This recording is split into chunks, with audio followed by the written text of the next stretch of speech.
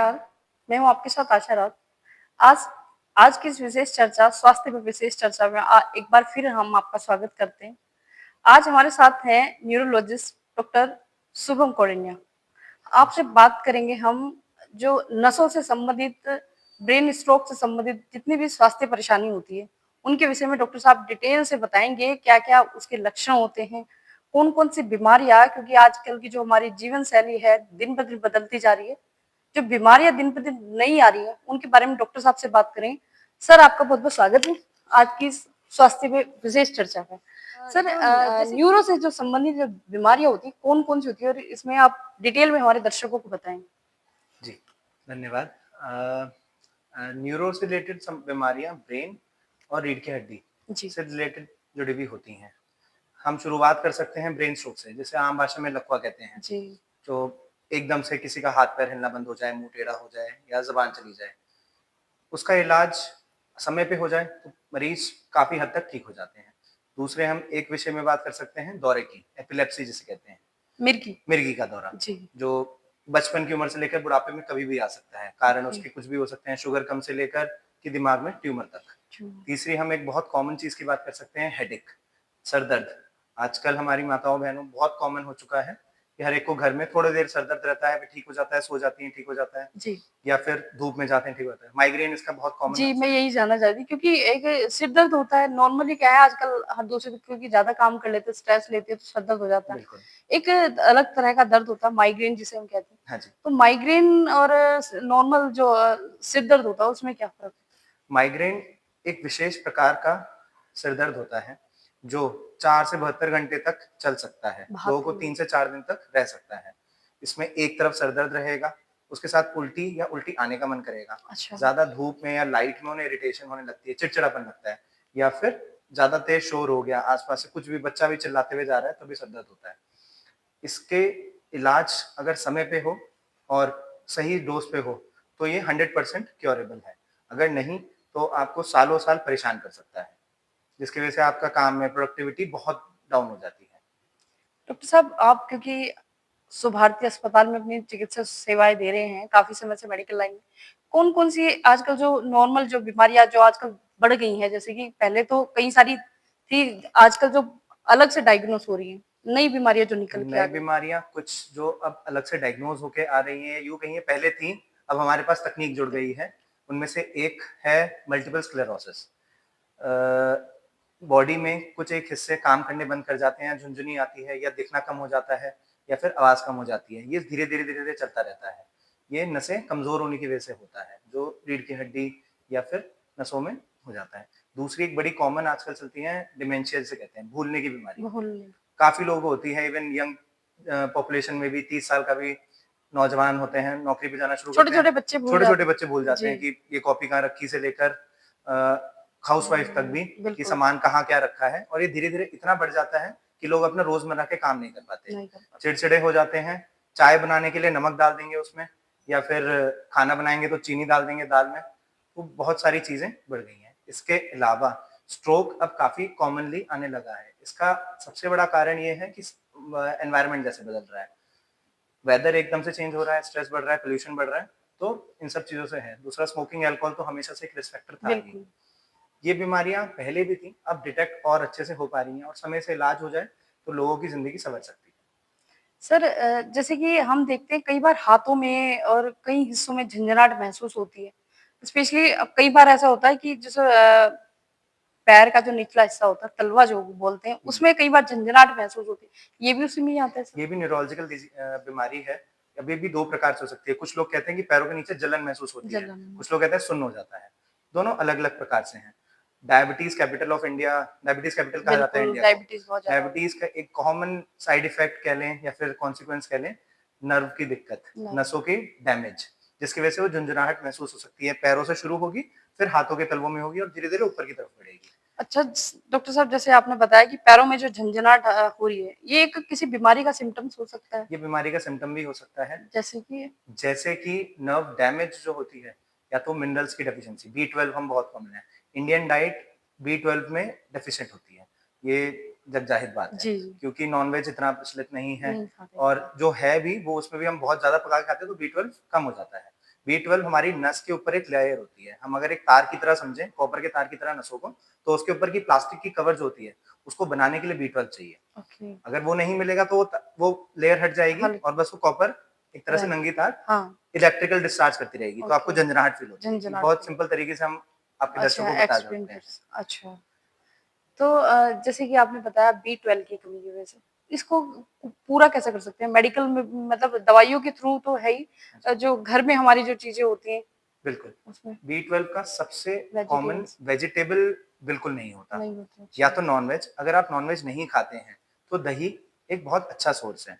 अगर आप मशरूम्स खाते हैं, तो मशरूम को जब भी बनाएँ, आधे से पौन घंटे के लिए धूप में रखें, उनके B12 कंटेंट बढ़ जाता है, विटामिन डी कंटेंट भी उनका बढ़ जाता है, अच्छा। तो ये इंक्रीज़ हो सकता है। ये इस तरह एक तरह से फूड फोर्टिफिकेशन है। जैसे नमक में आयोडीन जोड़ देते हैं, वैसे जी, ही हम इसमें कर सकते हैं। अगर ये भी नहीं कर सकते हैं, तो फिर कैप्सूल बहुत ईज़िली अवेलेबल हो जाती हैं। ज़िंदगी भर लेने की ज़रूरत नहीं होती। 2 हफ्ते के लिए लेनी है, 2 हफ्ते के लिए बंद करनी है। ये 3-4 महीने तक करना है। हम 2 से 3 साल तक का आपका B12 रिप्लेनिश कर सकते हैं, मतलब पूर्ति कर सकते हैं। फिर भी नहीं होता, तो इंजेक्शन लगते हैं 5 दिन के लिए, बस 1 बार इंजेक्शन लगना है चमड़ी 5 पे। दिन हर रोज़ हर लगेगा। रोज़ बस 5 दिन की लगेगा और साल भर का B12 कंप्लीट। ओके, तो 365 में से बस 5 दिन ही आपको दर्द सहना है, 5 दिन। 360 दिन तो आप खुश ही हैं। अच्छा, अगर B12 हमारी बॉडी में पूरा नहीं होता तो बहुत सारी बीमारियाँ हो सकती है उससे। नसों की झंझनाहट से जैसे लेके लकवे तक, लकवे की भी लकवे अच्छा, की बीमारी भी हो सकती है। लोगों की रीढ़ की हड्डी गलने लगती है ओके। और स्ट्रोक पड़ जाता है, जिसे लकवा कहते हैं। कुछ लोगों में दौरे भी पड़ सकते हैं B12 की कमी की वजह से।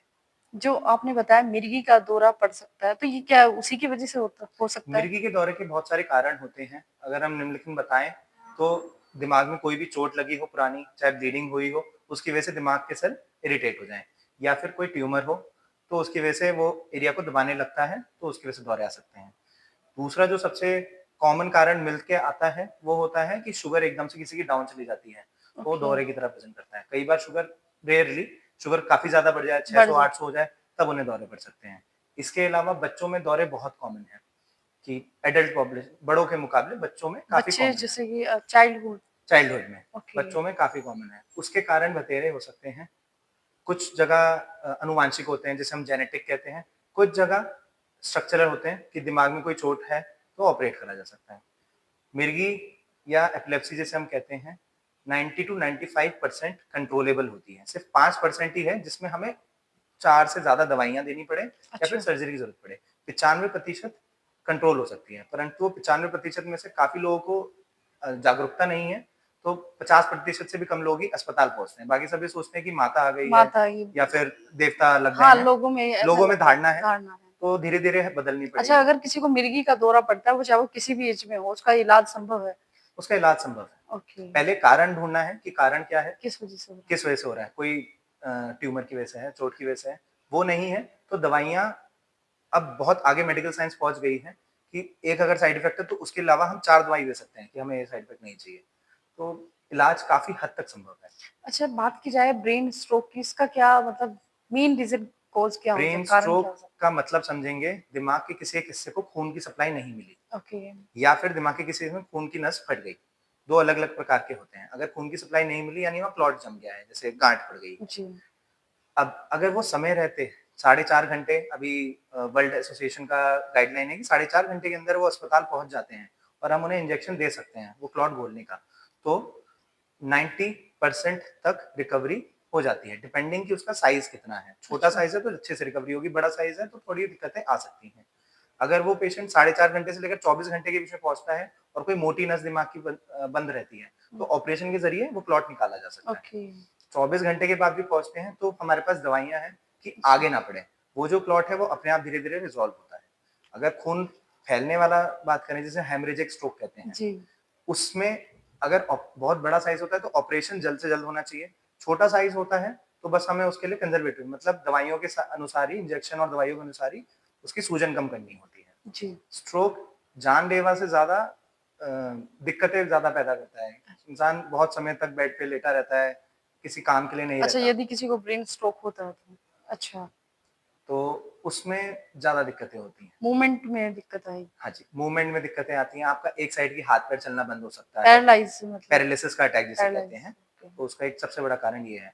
अ, अगर मैं नंबरों की बात करूँ, तो नंबर 1 कॉज ऑफ मॉर्बिडिटी जिसे कहते हैं कि सबसे ज्यादा काम करने की क्षमता खत्म कर देना जी। स्ट्रोक ही है। Heart attack okay. उसके बाद आता है। ओके। सर जैसे ब्रेन स्ट्रोक किसी को आता है तो क्या पहले से कुछ सिम्पटम्स दिखाई देते हैं जी, शरीर में? बिल्कुल। थोड़े समय पहले से 5 से 10 मिनट कह लो या आधा घंटा कह लो, थोड़े समय पहले से सिम्पटम्स आने लगते हैं। इसका एक बहुत प्यारा निमोनिक है इंग्लिश में, बी फास्ट। बी बी से कि हमारा एक साइड का हाथ-पैर चलना बंद हो जाए, ई से आँखें एक साइड डेविएट हो जाएँ, एफ से उनकी स्पीच स्लर्ड हो जाए, ए से कि चीज़ें भूलने लगें या फिर एकदम से सुन्न पड़ जाएँ, बेहोशी हो जाएँ। इसमें सबसे जल्दी से जल्दी आपको अस्पताल पहुँचना है और डॉक्टर को अपने सिम्पटम्स बताने हैं। आज के टाइम में मेडिकल साइंस इतनी एडवांस हो चुकी है कि स्ट्रोक को जल्दी से जल्दी डायग्नोज करके इन्वेस्टिगेट करना है। जी। इन्वेस्टिगेट में सिर्फ एक ही चीज़ होती है, एमआरआई हमें कराना होता है। आधे घंटे के अंदर एमआरआई हो जाता है, आधे घंटे के अंदर हम इंजेक्शन लगा सकते हैं। तो उस इंसान की ज़िंदगी संवर सकती है। जी। बच भी सकती है, बच भी संवर तो स सकती ही है। डॉक्टर साहब जैसे कि आप देखते हैं आजकल पेशेंट आप देखते हो कौन-सी ऐसी बीमारी है जो मतलब लक्षण भी नहीं पता चलते और आगे चल के काफ़ी गंभीर हो सकती है, धीरे-धीरे गंभीर हो सकती है। कोई ऐसी बीमारी जो हमारे दर्शकों को भी जानकारी हो कि ये उनको ये समस्या हुई है और इसका ये इलाज है? एक आजकल बीमारी जो पहले से थी, अब जागरूकता बढ़ रही है, जिसे हम पार्किंसन डिज़ीज़ हमारी मेडिकल लैंग्वेज में कहते हैं। इसको मैं बहुत आसान शब्दों में अगर किसी को समझा सकूँ, हम में से सबको मनमोहन सिंह जी याद होंगे, हमारे पूर्व प्रधानमंत्री जी थे। 2004 में वो आए थे, 2014 तक उनका टर्म था। जब तक 14 टर्म आया था, तो वो धीरे-धीरे झुक के चलने लगे थे। एक साइड का हाथ कम हिलता था या अभी जैसे मिस्टर पुतिन हैं, रशिया के जी। प्रधानमंत्री, उनका भी एक साइड का हाथ कम हिलता है। तो ये लक्षण एक बीमारी के होते हैं जिसे कहते हैं पार्किंसन डिजीज़। ओके। इसमें 4 चीज़ें काफ़ी कॉमन होती हैं। आप झुक के चलने लगते हो, आपके सारे मूवमेंट स्लो हो जाते हैं। वो मूवमेंट भी स्लो होते हैं, आपकी सोचने की क्षमता भी स्लो होती है, बोलने की क्षमता भी स्लो होती है। आपके हाथों में झंझनाहट या फिर ऐसे ट्रेमर्स आने लगते हैं। इसके अलावा आप अगर कुछ भी हाथ सीधा करते हो तो बहुत अकड़न के साथ जी। सीधा करते हो। इसको हम पार्किंसन डिजीज़ कहते हैं। पार्किंसन डिजीज़ दवाइयों से काफ़ी हद तक ठीक हो सकता है। कई बार देखा गया है कि 30-40 50 की उम्र में भी लोगों को आने लगा है। इसकी नॉर्मल जो एज ऑफ प्रेजेंटेशन है वो 65-70 है। ओके। जिनको पहले हो जाता है, उनमें दवाइयाँ एक हद तक काम करती हैं, उसके बाद सर्जरी का इस्तेमाल लिया जा सकता है। इसको हम डीबीएस कहते हैं जिस सर्जरी की मैं बात ओके। कर रहा हूँ। अच्छा। तो इस बीमारी के जैसा आपने सिम्पटम्स तो बताए हैं, इलाज जो होगा किस तरह से होगा? इलाज सारा मुँह की गोली है, ऐसा भी नहीं कि इंजेक्शन चलने हैं, अच्छा ओरल सिर्फ दवाइयाँ हैं। दवाइयाँ दिन में 2 से 3 बार हो सकती हैं, परंतु ये उनको 10 से 15 साल की स्पीड इम्प्रूव होना, हाथ की झंझनाहट कम होना या फिर सोचने की क्षमता बेटर होना, ये इम्प्रूव कर सकता है। अच्छा जो डायग्नोस है किस तरह से कौन-कौन से ऐसे टेस्ट हैं जो हमें कराते रहना चाहिए? देखिए, अपने रेगुलर रूटीन की बात करेंगे हम। रूटीन इन्वेस्टिगेशन की बात करें, ब्लड इन्वेस्टिगेशंस की, तो जैसे हम नॉर्मल फिजिशियन हमारे बताते हैं सब डॉक्टर साहब की सीबीसी, एलएफटी, केएफटी यानी खून की जाँच, लिवर की जाँच, किडनी की जाँच, ये तो नॉर्मल ही है। नॉर्मल। इसके अलावा जैसे हमने विटामिन्स की बात करी, विटामिन बी12, विटामिन डी और विटामिन ई, ये तीनों ही हमारे नसों के लिए और स्किन हेल्थ के लिए बहुत ज़रूरी है। विटामिन बी12 हमें हर 6 महीने से 1 साल के बीच में, विटामिन डी हर 1 साल में और विटामिन ई हर 1 से 2 साल में। इस तरह से कराते रहना चाहिए। ये इसी मात्रा में थोड़े-थोड़े करके कम होते रहते हैं। जहाँ तक विटामिन बी12 की बात हमने पहले करी कि नॉन-वेज या फिर थोड़ा बहुत दही से हमें मिल दही। सकता है या फिर हमें कैप्सूल है। विटामिन डी हमें पता है धूप या फिर मशरूम, इन सारी चीज़ों से मिल सकता है। जी। विटामिन ई बहुत कम चीज़ों में मिलता है। खाने की बातों में बात करें तो चेरी और गुआवा यानी अमरूद। अमरूद में अच्छा, विटामिन ई हमें एक मिलता मात्रा है। तक मिल सकता जी। है। अगर ये कम हो जाते हैं तो सिम्पटम्स चिड़चिड़ेपन से शुरू होके लेकर चमड़ी की दिक्कत से लेकर नसों में झंझनाहट यहाँ तक रह सकती है। अच्छा बात क्या है क्योंकि आजकल की जो हमारी जीवन शैली है काफ़ी बिज़ी हो गई है। हुँ, हम लोग ज़्यादा से ज़्यादा स्क्रीन पर काम करते हैं, बैठते हैं, सिटिंग जॉब होती है। स्पेशली बात करूँगी मैं बच्चों की क्योंकि आजकल बच्चे जो हैं पढ़ाई भी फ़ोन पर होती है, एंटरटेनमेंट छोटे-छोटे बच्चे रील्स देख रहे हैं, कार्टून्स देख रहे हैं, हुँ। उन पे किस तरह का असर जाता है? दिमाग पे किस तरह का असर जाता है? उनके लिए क्या टिप्स देना चाहेंगे आप? काफ़ी हानिपूर्वक असर जाता है।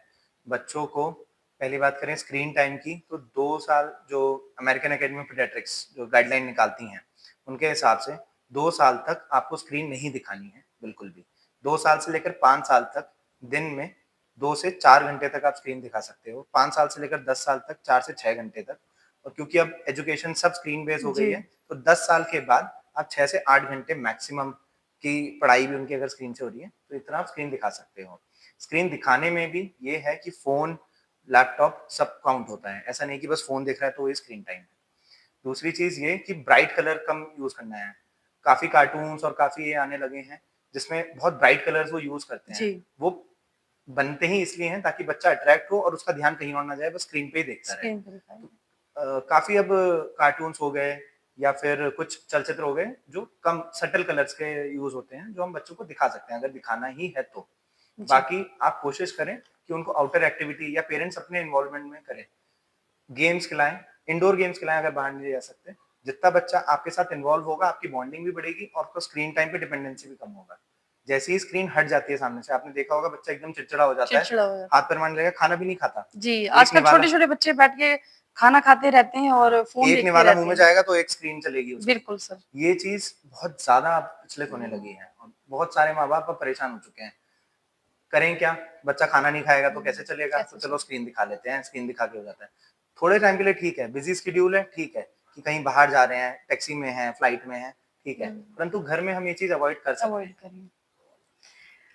आजकल की जो हमारी इस जीवन शैली में बदलती जीवन शैली में लोगों को आम जन लोगों को आप क्या मतलब सजेस्ट करेंगे किस तरह से अपनी मेंटल हेल्थ को स्पेशली क्योंकि आप एक न्यूरोलॉजिस्ट हैं तो किस तरह की आप सलाह देना चाहेंगे अपनी को स्वस्थ रखने के लिए? देखिए, कुछ अ, थोड़े से शुरुआत करेंगे, ज़्यादा एकदम मेजर चीज़ें करेंगे तो हर कोई नहीं कर जी, पाता। कोशिश करें सुबह आप प्रातः काल 5-6 बजे तक अपना उठने की कोशिश करें। एक मॉर्निंग वॉक आधे घंटे की जिसमें आप सूर्य की किरणें आपके ऊपर पड़ें ताकि आपके दिन की एनर्जी मेंटेन हो। बिल्कुल। ये सिर्फ विटामिन डी के लिए ज़रूरी नहीं होता, हमारे शरीर में एक हार्मोन होता है मेलाटोनिन, जो नींद के लिए ज़रूरी होता है। वो हमारी साइकिल मेंटेन करके रखता है। हम दिन में अगर सूर्य की किरणें हमारे मुँह पे पड़ेंगी, तो हम उतना जल्दी एक्टिवली इन्वॉल्व होंगे। वरना कई बार आपने देखा होगा कि सुबह उठ गए हैं 7-8 बजे, 12 बजे तक सुस्त-सुस्त चल सुस्त रहे हैं। रहते हैं। वो चीज़ इम्प्रूव करने के लिए। दूसरी चीज़ अपने दिनचर्या में हेल्दी फैट्स इन्वॉल्व करें। वो ब्रेन हेल्थ के लिए बहुत ज़रूरी है। हेल्दी फैट्स में सबसे ज़्यादा अखरोट, वॉलनट और दूसरा पिस्ता, अच्छा ड्राई पिस्ताचियो, फ्रूट का जूस ड्राई लेते हैं। फ्रूट्स। ओके, बेसिकली रॉ आप वैसे खा सकते हैं, चाहे आप उनका चूरा बना के आपको लड्डू बना के खाना है वैसे खाएँ, बट खा सकते हैं। तीसरी चीज़ इवनिंग अपना जो डिनर है, वो अब काफ़ी दिनचर्या ऐसी हो चुकी है कि 8-9 बजे लेट तक लोग डिनर आते हैं। करते हैं।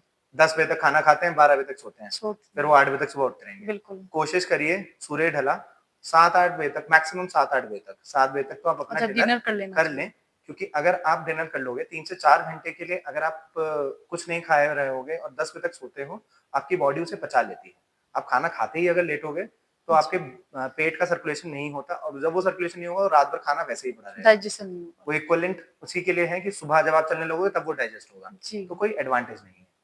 नींद अपनी 8 घंटे की करें पूरी। अगर आपकी जॉब की वजह से नहीं कर सकते तो 6 से 8 घंटे का एक ब्रैकेट लेके चलें। तो 4 चीज़ें ही मैं बताऊँगा, सुबह की मॉर्निंग वॉक, दिनचर्या में थोड़ा ड्राई फ्रूट्स और जी, हेल्दी फैट इम्प्रूव करना, डिनर टाइम से करना और सोना टाइम से। जी। आज की स्वास्थ्य पे चर्चा में आपने सुना डॉक्टर शुभम सर को। आपने बताया जो नसों से संबंधित बीमारी आजकल बढ़ रही हैं, ब्रेन स्ट्रोक के क्या सिम्पटम्स हो सकते हैं, किस तरह से आप इलाज करा सकते हैं। तो यदि आप भी कुछ सजेशन चाहते हैं अपने स्वास्थ्य को ध्यान में रखते हैं, डॉक्टर शुभम से आप संपर्क करना चाहते हैं, तो आप शुभारती अस्पताल झाझरा में आ सकते हैं। आज की इस विशेष चर्चा में आप सभी का बहुत-बहुत धन्यवाद।